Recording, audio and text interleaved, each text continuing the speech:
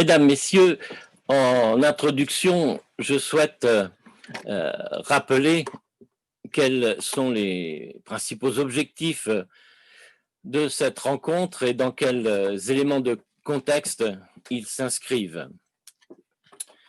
Depuis plusieurs décennies concernant les droits culturels, nous sommes un certain nombre à avoir tenté d'alerter, de sensibiliser l'opinion publique et des responsables politiques sur les besoins de continuité d'activités et de services culturels de millions de personnes qui vivent finalement en isolement contraint. Ce sont des enfants et des adultes handicapés, des personnes âgées en manque d'autonomie, malades d'Alzheimer, qui ne peuvent que rarement, voire jamais, sortir de leur lieu de vie. Il s'agit là, en effet, d'un confinement d'une toute autre nature que le confinement lié à la pandémie actuelle. Et en fait, nous n'avons pas su susciter l'élan national pour mettre fin aux exclusions, aux discriminations, aux ségrégations culturelles qu'elles subissent, comme l'attestent un certain nombre de rapports d'études. Certes, il existe ça et là de beaux projets à leur intention, mais qui touchent qu'une faible partie de ces personnes et qui par ailleurs, en général, n'offrent pas un accès à la culture dans le cadre du droit commun. Et puis, finalement, par-delà la mobilisation, je dirais même parfois le dévouement de personnel soignant, de personnel d'animation, d'acteurs culturels, dont des artistes qui interviennent, cette population, dans sa grande majorité, reste à l'écart de la vie culturelle. Leurs besoins de culture n'ont pas été entendus à ce jour.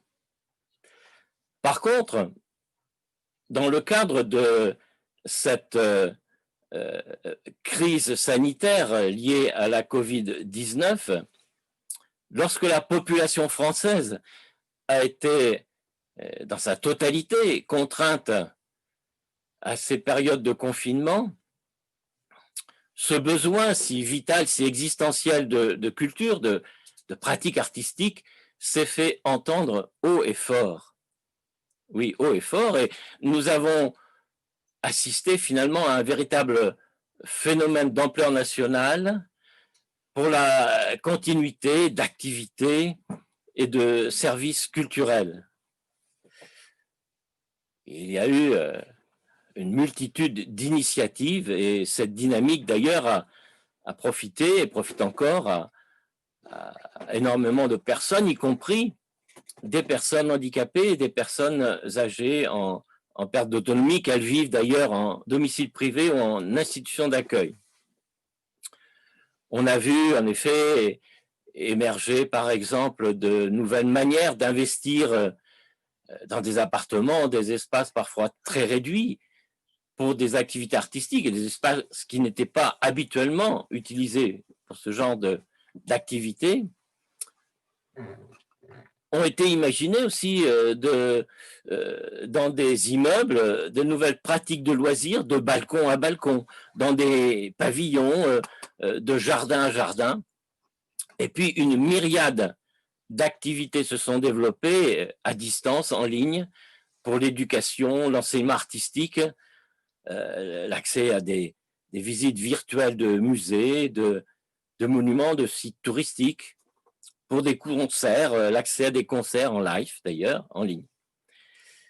Et déjà sont engagées des études pour analyser les les avantages, les plus-values, mais aussi les inconvénients de ces activités, qu'elles soient donc en présentiel, ou selon qu'elles soient en présentiel, ou selon qu'elles soient donc à distance.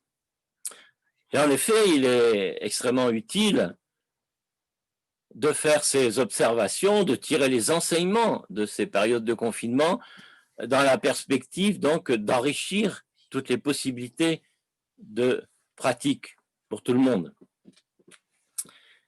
Mais je dirais qu'il est également, au-delà donc de ces enseignements en termes d'accessibilité culturelle, je dirais aussi, et j'insiste sur ce point, qu'il est important de tirer les enseignements de cette période de confinement en termes de civisme. En termes de civisme, c'est-à-dire ce qu'on appelle le civisme, c'est le souci de l'autre, le souci de respecter l'autre. Et d'ailleurs, cette notion de respecter l'autre, et notamment des personnes les plus vulnérables, par rapport à cette notion de civisme, est inscrite dans le livret du citoyen qui est remis par l'État français aux personnes auxquelles on accorde la nationalité française.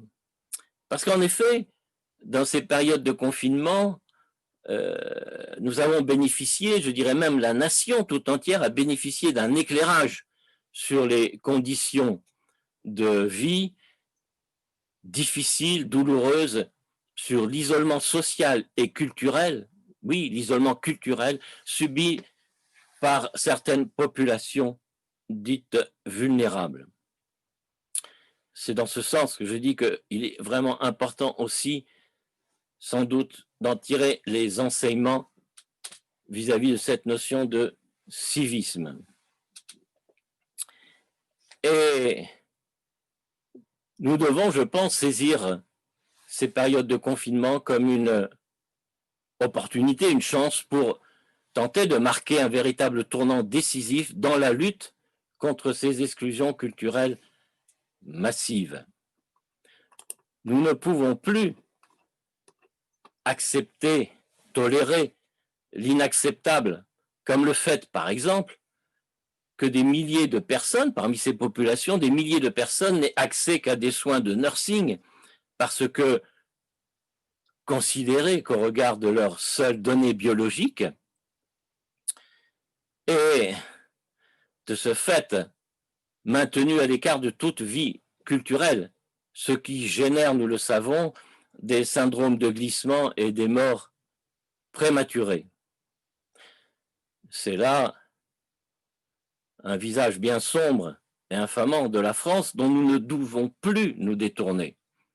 C'est là, face à cette situation, il faut qu'un vent se lève, un vent de révolte pour faire face à ces situations qui sont finalement indignes de notre héritage, de l'esprit des Lumières, indignes de notre devise républicaine, liberté, égalité, fraternité, indigne d'une société prétendument civilisée.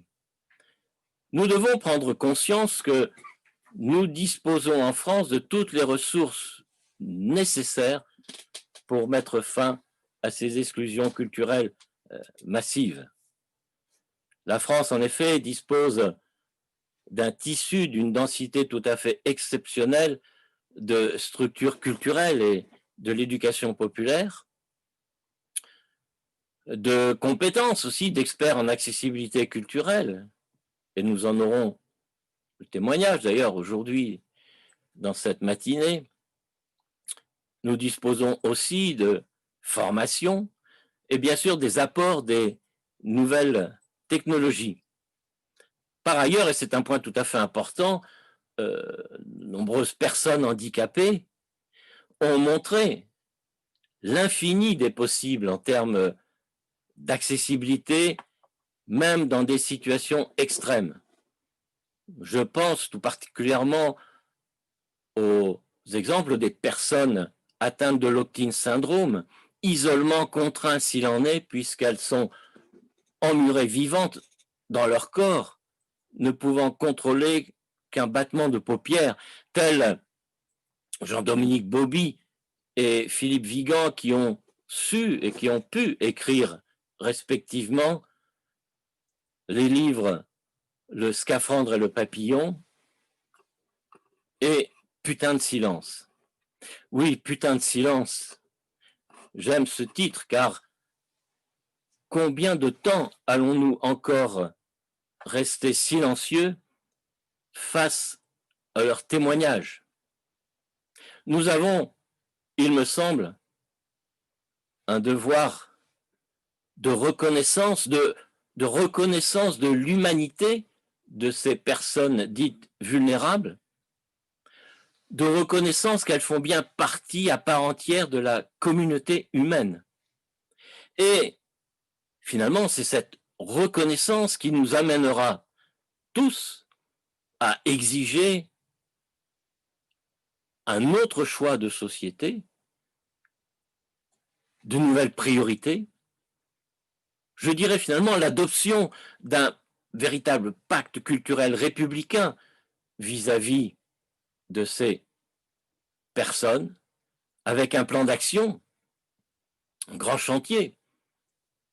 Et parmi les travaux à engager, parmi les principaux travaux à engager, il me semble nécessaire d'engager celui concernant l'application, pour qu'il y ait une réelle application du principe de garantie de continuité et d'adaptabilité du service public de la culture. C'est là, selon moi, la condition pour se conformer au préambule de la Constitution française qui stipule, ne l'oublions jamais, la nation garantit l'égal accès de l'enfant et de l'adulte à la culture.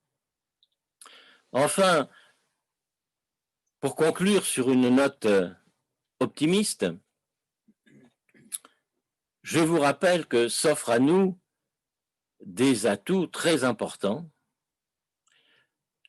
à court terme. Le projet de loi Grand Âge et Autonomie, à condition oui, que la loi qui sera adoptée comporte des mesures suffisamment fortes pour organiser les possibilités de participation à la vie culturelle. Par ailleurs, nous avons la réforme en profondeur qui est déjà engagée du secteur médico-social avec comme philosophie la désinstitutionnalisation. Et puis, je citerai un troisième élément d'importance qui est la création annoncée prochainement au sein du ministère de la Culture d'une délégation à la démocratisation culturelle. Voilà en quelques mots l'essentiel de ce que je voulais rappeler, qui me semble important au cœur des objectifs de cette rencontre et dans quels éléments de contexte donc s'inscrivent ces objectifs. Pour ceux qui sont intéressés à retrouver plus en détail les propositions, les réflexions du collectif national droit culturel et vivre ensemble Agapé, vous pouvez les retrouver sur Internet et je vous invite, j'invite tout le monde bien sûr, à apporter ses contributions en termes de réflexion et de propositions.